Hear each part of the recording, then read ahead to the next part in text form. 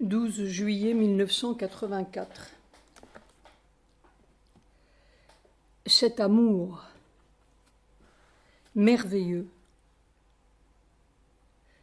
absolu, en lettres capitales, qui est comme un souvenir de toujours et d'avant les étoiles. Je traverserai 1000 misères et 1000 univers pour vivre encore ça, lettre capitale.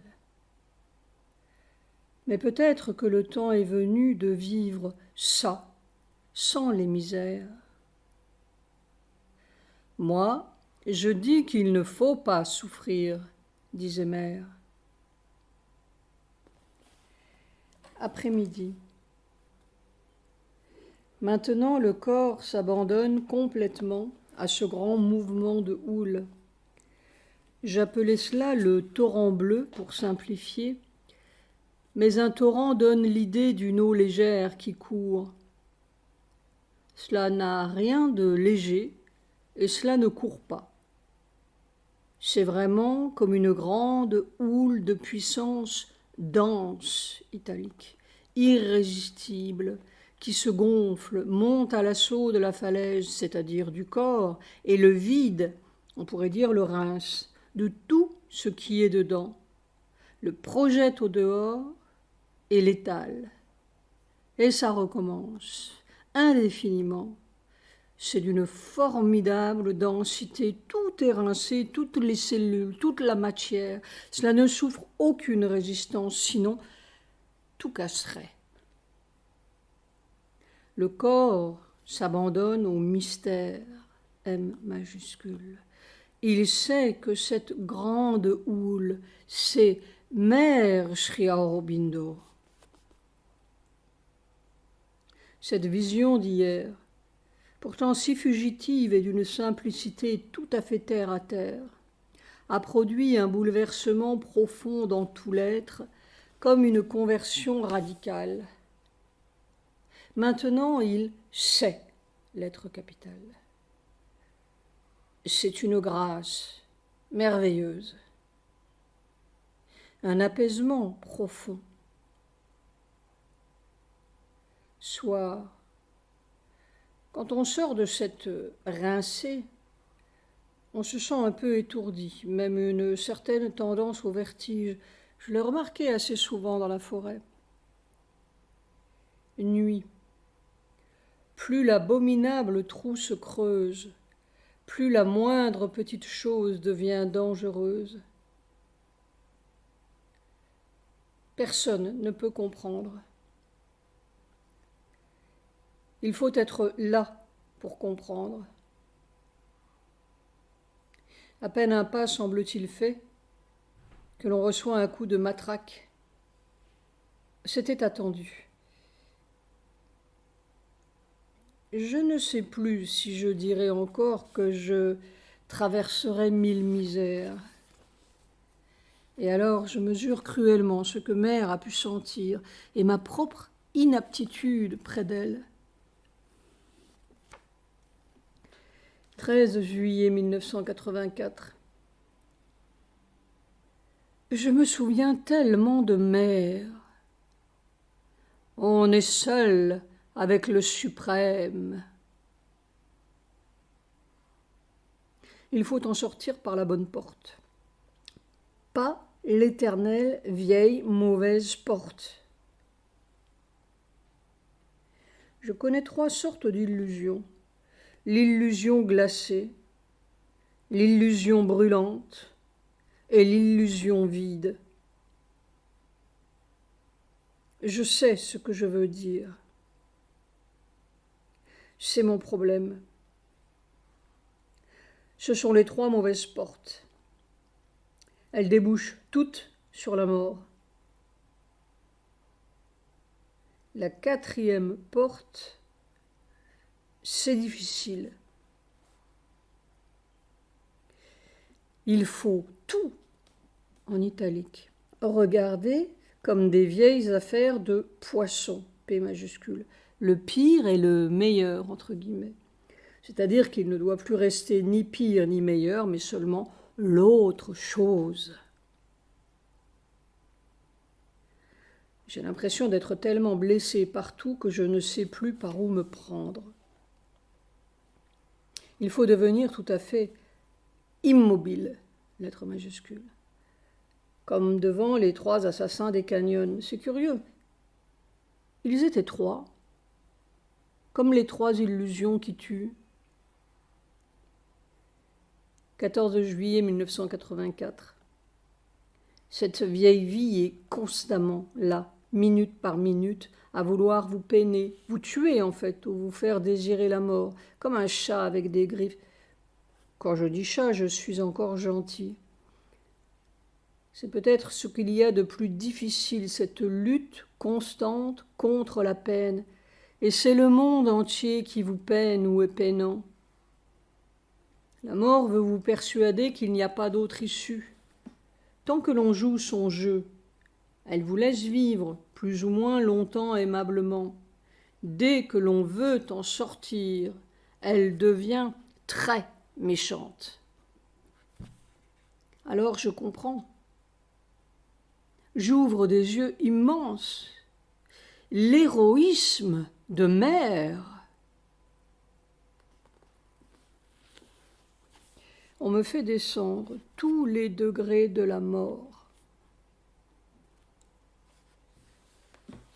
15 juillet 1984. Je reste les yeux grands ouverts devant ce que j'ai vu cette nuit du 14 au 15 par 2 fois. Peut-être est-ce l'image d'une vie passée, je l'espère. Soir. Il faut avoir le courage de ne pas partir. C'est l'illusion vide.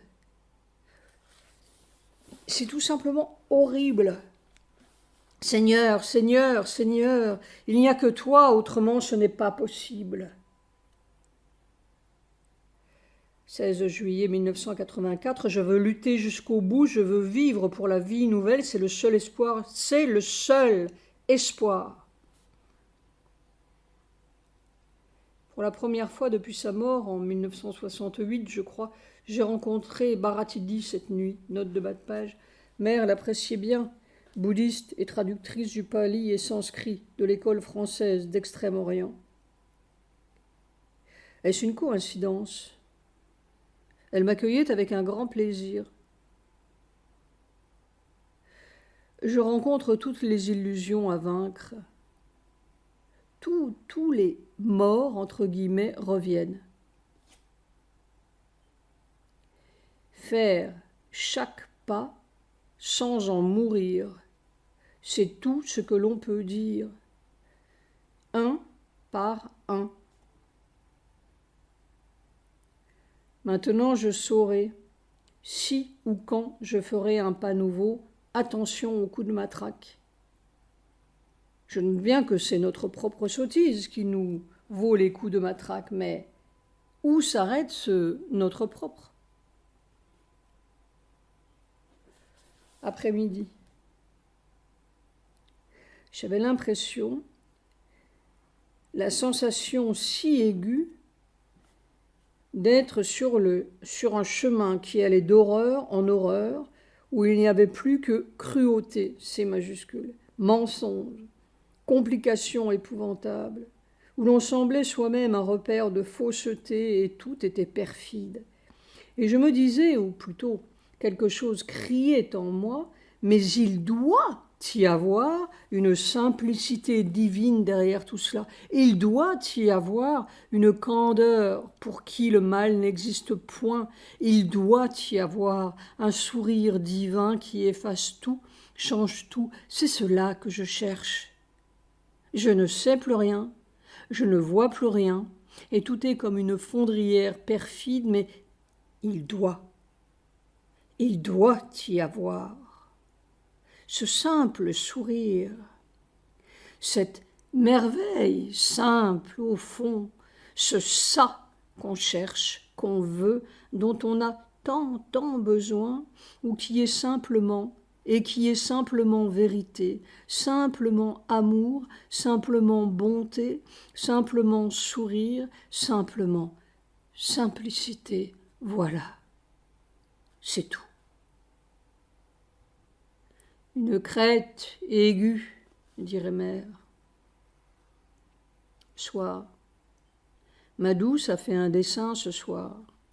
La douleur dénudée de la terre. Oui, tout est mis à nu. Apocalypse égale mise à nu. Je suis dans l'Apocalypse. La terre est dans l'Apocalypse sans le savoir. 18 juillet 1984. Je suis chaque fois étonnée de voir la puissance d'aspiration, l'intensité si inouïe qu'il y a dans le corps, dans ces millions de cellules. C'est comme si, pas comme si, l'on assistait à un phénomène géologique, comme les grands soulèvements. Voyons ce qui va me retomber sur la tête, c'est triste à dire. Après-midi. Une descente bleue, si solide, si massive, comme du divin matériel, comme s'il n'y avait pas un interstice pour autre chose que ça. C'est comme une substance matérielle non répertoriée par leur science, entre guillemets, le divin bleu. Tout est annulé et immobilisé là-dedans, sauf le mal dans ma jambe, point d'exclamation. Soir. La cassette sur Pranab de l'agenda 13 est en circulation à Auroville et Pondichéry. On devrait, la Terre, s'approcher d'une convergence. 20 juillet 1984. C'est une sorte de mort, il n'y a pas de doute. Une mort intégralement consentie. C'est difficile. C'est-à-dire qu'il faut mourir à tout ce qui est mortel, qui est la vie pour nous. Soir. Parfois la mort vient avec une intensité, vraiment, comme une houle de mort. Et certains jours, c'est la grande houle de puissance bleue qui emplit tout. C'est usant. Il y a aujourd'hui ou demain 3 ans que Ludmila est partie. Note de bas de page, Ludmila Zivkova, fille du président de Bulgarie, assassinée le 19 ou 20 juillet à Sofia, voir Carnet, tome 2. Une étape, comme la mort de Kennedy pour les USA. Je me suis toujours demandé pourquoi mère avait dit que la révolution chinoise, en 1911, était la première étape de la transformation à Wuhan. Et ça, c'est moi qui dis. Lénine est mort en 1924, il y a 60 ans. Si c'est de là qu'est venu le premier coup de Chine, c'est de là que viendra le dernier coup. 21 juillet 1984. La grande vision. Cette nuit du 20 au 21, de bonne heure le matin, j'étais chez Sri Aurobindo, comme si j'étais son invité spécial. Je ne sais plus ce qui s'est passé dans la première chambre, et je me trouvais tout d'abord... C'est effacé. Note de bas de page. Il m'a semblé que j'offrais à Sri Aurobindo une boîte carrée enveloppée d'un papier couleur violet clair ou mauve, comme une boîte de chocolat. Point d'exclamation entre parenthèses. Il y avait des petits dessins dorés avec la couleur violette ou mauve. Vraiment, comme une boîte bien emballée qui sort d'un chocolatier. Je ne sais pas du tout ce que contenait cette boîte. Puis Sri Aurobindo me quittait pour aller prendre son bain. Je suis passée dans une autre chambre et là, il y avait un certain nombre de gens, indiens semblait-il, mais ils pouvaient être de n'importe quel pays, silencieux et vêtus de blanc. Ils classaient ou organisaient des papiers qu'ils envoyaient, je ne sais où, sur la terre, point d'interrogation, des feuilles dactylographiées que ces gens mettaient dans une sorte d'engrenage ou de filière, rouleau mécanique, et ces papiers s'en allaient, descendaient, entre guillemets, je ne sais où, plus bas. À un moment, l'un de ces travailleurs, c'était comme des exécutants ou des secrétaires qui transmettaient probablement les messages ou les instructions de Sri Aurobindo sur la terre, s'est aperçu qu'il avait oublié de mettre ou d'ajouter quelque chose à l'un de ces papiers ou de ces rouleaux. Et je me disais en moi-même, mais c'est déjà parti dans l'engrenage. Mais cela ne faisait pas de difficulté et l'homme, par je ne sais quel mouvement, a fait revenir en arrière la mécanique d'expédition.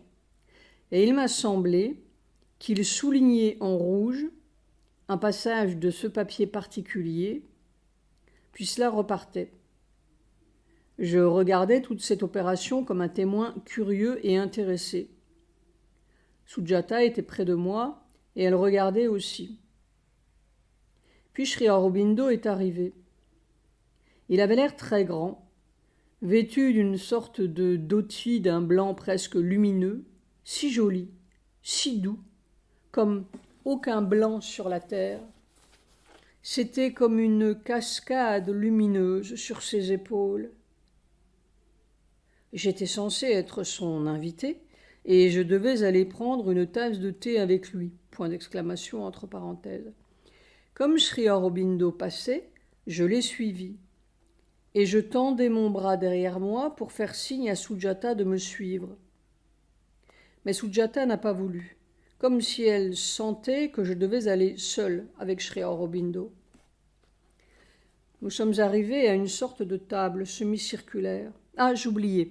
Avant d'arriver à cette table, Sri Aurobindo a dit « Oh, il fait chaud. On aurait besoin, ou envie, de prendre une douche. » J'étais vaguement surpris parce qu'il venait de prendre son bain. Mais Sri Aurobindo a levé les bras vers le plafond, comme s'il y avait quelques douches qui pendaient là-haut, et au lieu de la pomme de douche, j'ai vu une sorte de carré bleu avec comme des étoiles un peu dorées, et tout cela avait l'air en papier dessiné. Mais enfin, Sri Aurobindo a levé les bras vers cette étrange douche. C'est là que j'ai vu comme il était grand. Oh, immense, peut-être 3 ou 4 mètres de haut, et ce grand dhoti blanc était si merveilleusement beau et si doux de lumière. Je le voyais de dos.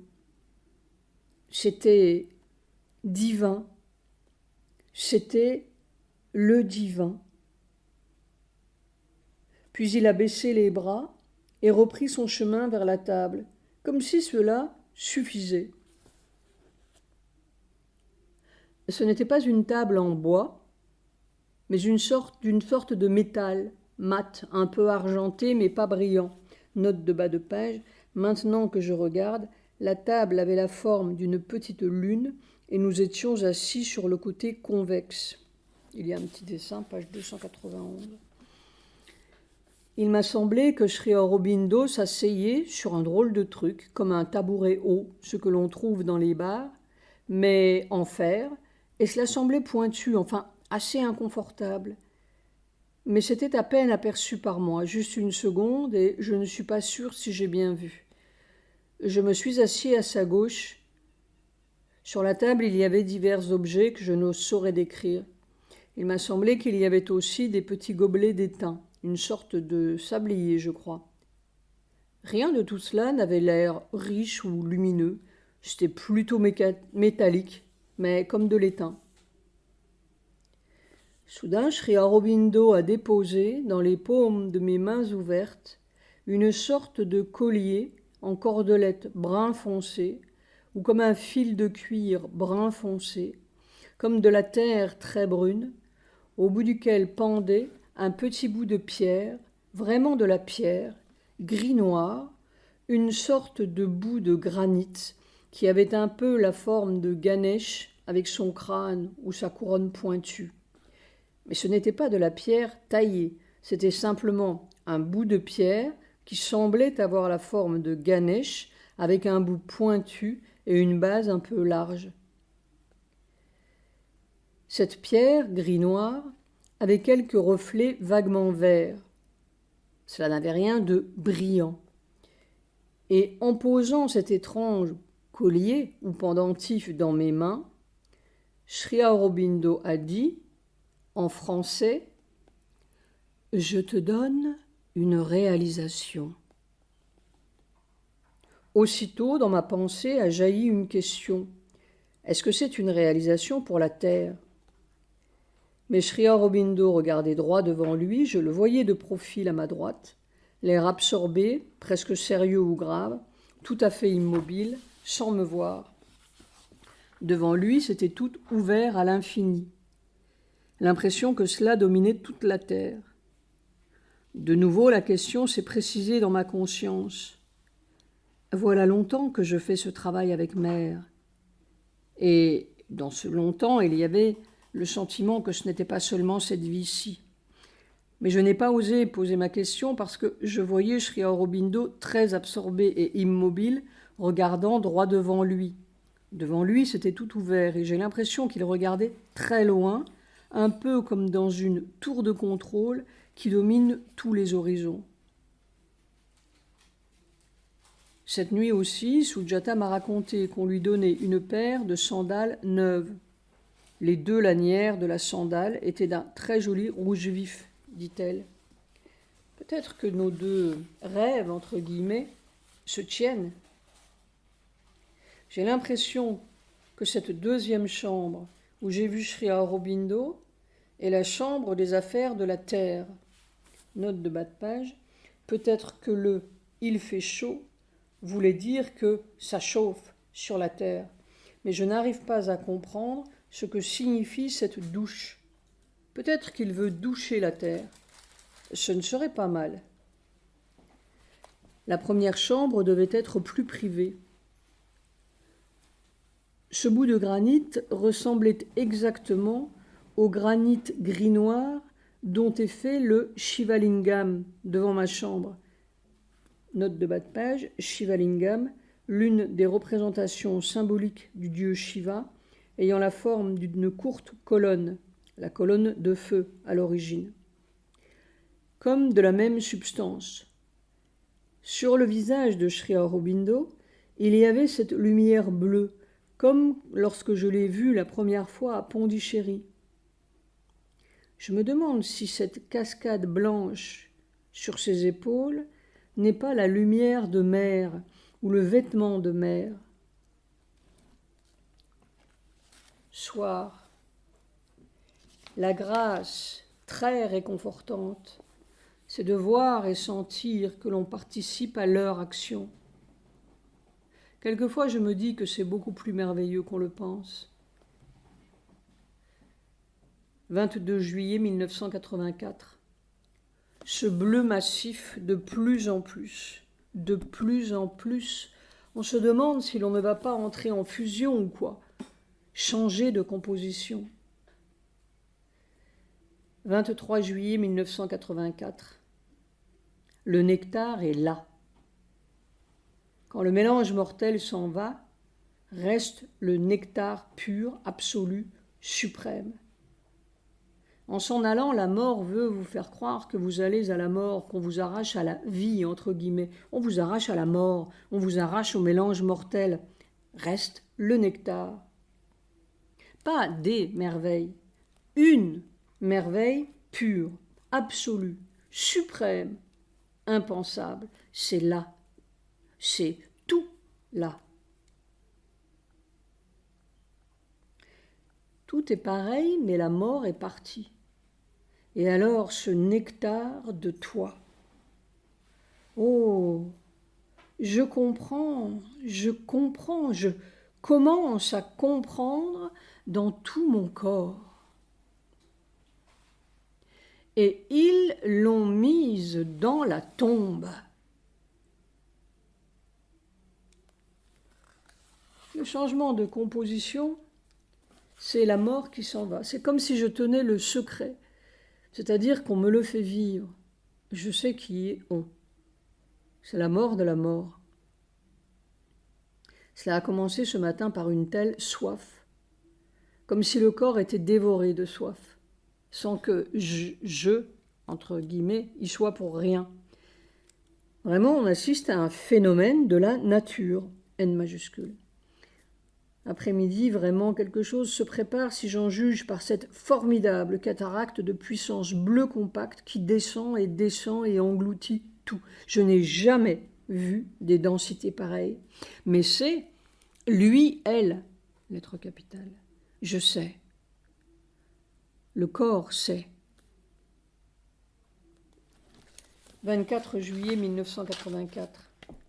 Il y a eu tant et tant d'expériences irréfutables, on pourrait dire bouleversantes au sens géologique, et puis, comme dirait Mère, c'est comme de l'eau qui entre dans les sables. On ne sait pas ce qui fait cela, quelle est cette couche de sable. L'état intérieur, psychologique, entre guillemets, général, est pareil à ce qu'il était hier, et puis c'est comme un fond de sable quand la marée s'est retirée. Qu'est-ce que c'est que ce sable ? Qu'est-ce qui fait ça ? Qu'est-ce que cette couche ?